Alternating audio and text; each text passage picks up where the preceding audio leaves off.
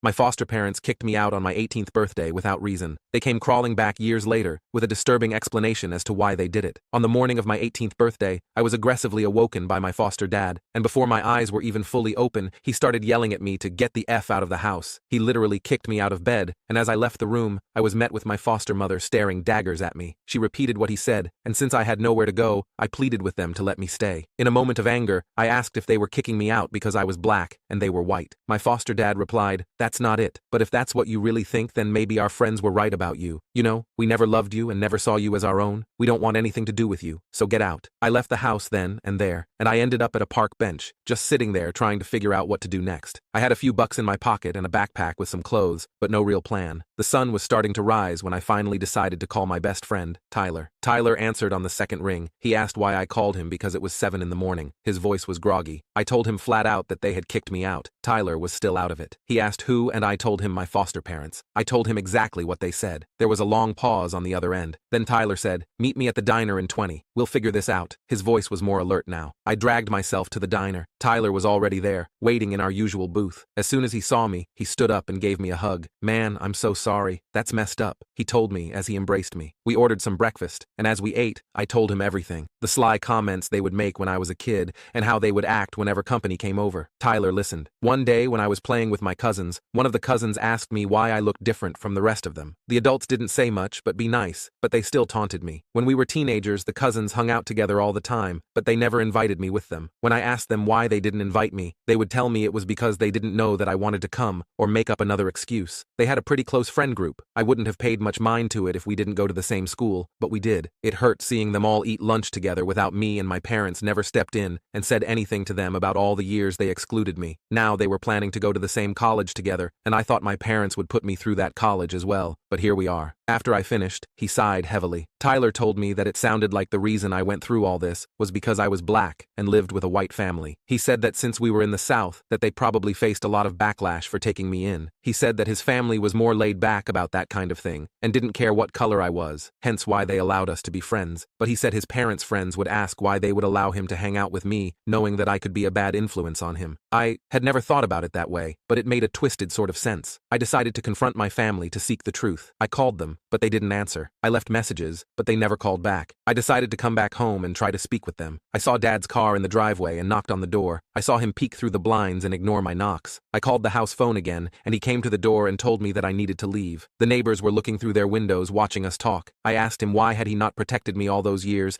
and why they decided to kick me out on my birthday. He said again that I needed to leave and threatened to call the police. I left just as quickly as I came. I couldn't believe he threatened to call the police on me after taking me in when I was 3 and raising me until today. They turned me away, and I felt like the little boy that no one wanted to play with all over again. I made the difficult decision to leave my hometown. I moved to a new city, a bit further north. The first few months were incredibly tough. I stayed in a shelter for a while, saving up every penny I earned from a bunch of dead-end jobs. Eventually, I managed to rent a small, run-down apartment. It wasn't much, but it was mine. I enrolled in night classes at a community college and worked during the day. I was exhausted all the time, but I was determined to make something of myself. Years passed. I finished my associate degree and landed a decent job as an administrative assistant at a marketing firm. It wasn't glamorous, but it was stable, and I was good at it. I even got a few promotions along the way. Then I met Jasmine. She was a new hire at the firm, and we hit it off immediately. Jasmine was smart, funny, and incredibly kind. She had this way of making everyone around her feel special. We started dating, and before long, we were inseparable. A few years later, I planned a perfect night for her and I. I had been planning this evening for months, saving up every spare penny to make it unforgettable. Jasmine deserved the best, and I was determined to give it to her. We arrived at the rooftop restaurant just as the sun was setting. The sky was beautiful. It was pink and gold as the sunset. Jasmine's eyes showed her excitement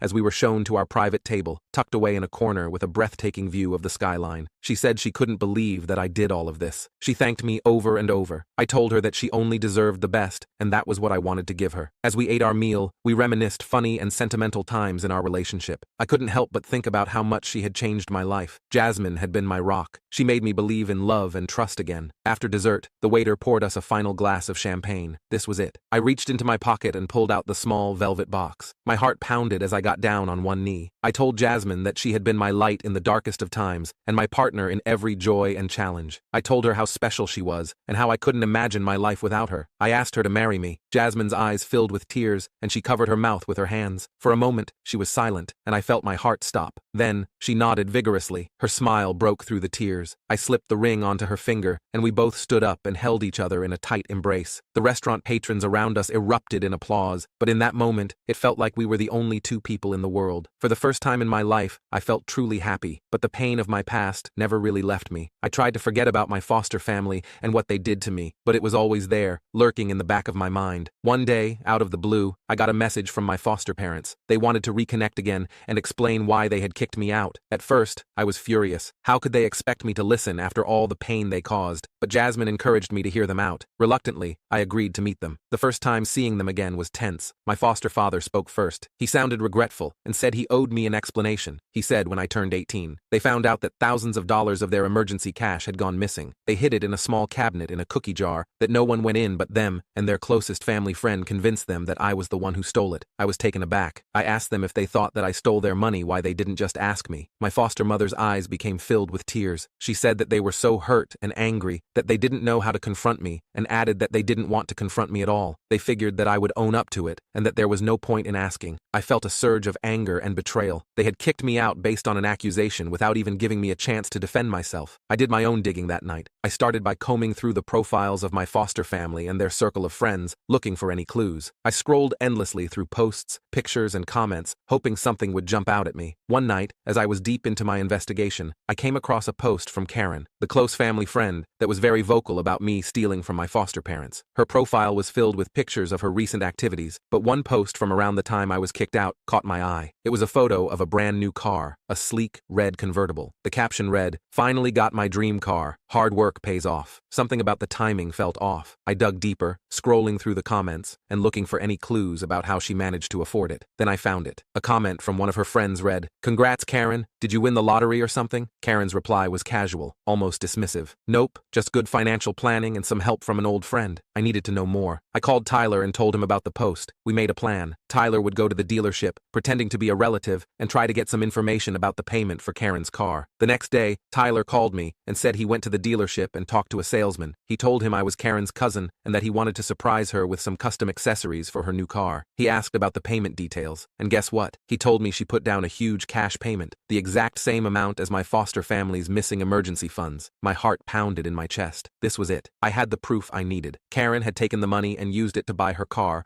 all while letting my foster parents believe I was the thief. I decided to confront Karen directly. I went to their house. When I told them all that I knew, she broke down, confessing everything. She said she was in a bad place financially and felt like this was her way to enjoying her life. She said she panicked about how sorry she was. Then she talked about how she didn't mean for it to get this far. I recorded our conversation on the phone stored in my pocket. After I got what I needed, I went back to my foster parents. They were deeply apologetic. They said they were so sorry and that we were wrong and should have trusted me. I told them that I appreciated their apology, but the lack of trust they had in me mixed with the treatment I received growing up was too much baggage to have a relationship after that. They threw me out without any real evidence, and I couldn't just forget that. As my wedding day approached, I made a difficult decision. I chose not to invite them. I knew that inviting them would bring on more pain on me and Jasmine's special day. They were hurt when they found out the news, but they respected my choice. On my wedding day, I was surrounded by friends and loved ones. I felt a sense of peace I had never known before. I had built a new life, one filled with love and happiness, and I was determined to protect it. The journey had been long and painful, but I had finally found my way. With Jasmine by my side, I looked toward the future. After the wedding, life continued to improve. Jasmine and I bought a house, and we talked about starting a family of our own. The pain from my past didn't vanish overnight, but it became easier to manage with time and the support of my new family. I kept working hard at my job, and eventually, I got promoted to a management position. It was a big step for me, and it felt like all my hard work was finally paying off. Jasmine was always there, cheering me on, and I knew I couldn't have done it without her. Every now and then, I'd get a message from my foster parents, usually around the holidays. They kept apologizing and asking for another chance. It was hard to know what to do. Part of me wanted to forgive them, to rebuild some kind of relationship, but another part of me was still so hurt and angry. One night, Jasmine and I were talking about it, and she said something that really stuck with me. Forgiveness doesn't mean you have to let them back into your life. It just means you're choosing to let go of the anger for your own peace. I thought about that a lot. I realized I was holding on to my anger, but it was also weighing me down. So, I decided to forgive them in my heart, even if I wasn't ready to let them back in. A few months later, I wrote them a letter. I told them I appreciated their apologies and that I forgave them for what they did. I also explained that I wasn't ready to have a relationship with them, but I wished them well. It felt like a huge weight had been lifted off my shoulders. Life went on, and things got better and better. Jasmine and I had our first child, a beautiful baby girl we named Lily. Holding her for the first time, I felt a kind of love I'd never experienced before. I promised myself I would always be there for her, no matter what.